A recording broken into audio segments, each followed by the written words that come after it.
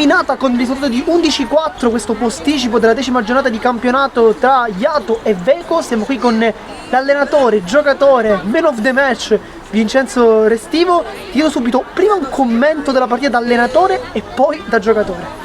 Vabbè, da allenatore è sempre un'emozione, è la prima esperienza che sto vivendo in panchina per dirigere questi meravigliosi ragazzi. Non mi stanno dando nessun tipo di problema, mi ascoltano, durante gli allenamenti seguono a millimetro quello che gli chiedo, quindi per ora sta andando tutto bene e sono felice della scelta che ho fatto. Adesso invece da giocatore, hai fatto 4 gol, partita straordinaria, qual è quello che ti è piaciuto un po' di più?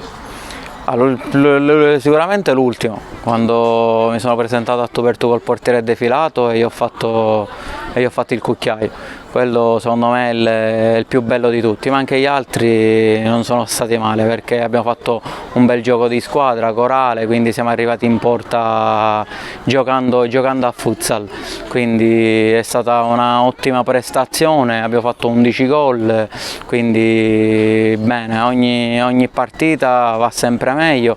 Ora cerchiamo di recuperare qualche infortunato e andiamo a Giudecca per giocarci e rimanere quasi in testa alla classifica. Restando sempre per i gol, ci hai detto il gol più bello, però quello più importante anche in base al momento della partita? Il più bello sicuramente sono quelli agli inizi, perché sblocchi la gara, metti 1-2 gol di distacco alla squadra avversaria, quindi sicuramente quelli, però ti ripeto il più bello secondo me è stato l'ultimo. Invece parliamo di Giuseppe Ricotto, ragazzo molto giovane che conosciamo nei campi di calcio a 5 ormai da diversi anni, un giocatore molto tecnico, veloce, però a volte forse un po' egoista. Oggi invece l'abbiamo visto praticamente passare tutti i palloni. Cosa è successo? E anche un po' fuori nel tuo sacco, qualche allenamento, magari hai parlato col ragazzo? Sì, Peppe è intanto un ragazzo straordinario perché non manca mai a un allenamento, dico, è costante e poi l'avete visto, c'ha una tecnica, una velocità, un 1 contro 1 che se ti salta è devastante, è imprendibile. Sì, oggi ha peccato forse un po' più di preziosismo, poteva fare qualche gol in più, invece ha preferito magari farlo fare al compagno. No, io sinceramente durante l'allenamento non gli ho detto niente perché lo lascio libero di dare in campo quello che si sente di fare, senza compiti, già lui lo sa quello che deve fare e lo fa benissimo.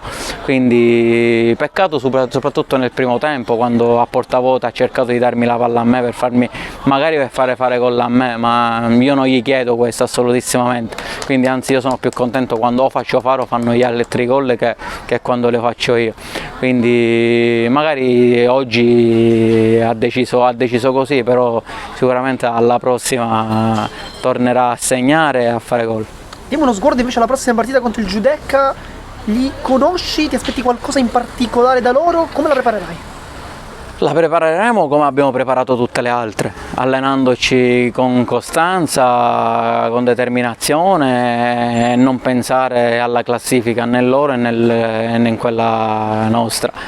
Andiamo a Giudecca per giocarci la nostra partita, io sinceramente non li conosco, quindi magari vedrò qualche partita che avete ripreso voi, quindi per dare qualche spunto, qualche cosa magari giovedì durante l'allenamento, però andremo a Giudecca per giocarci la partita come abbiamo fatto tutte quest'altre.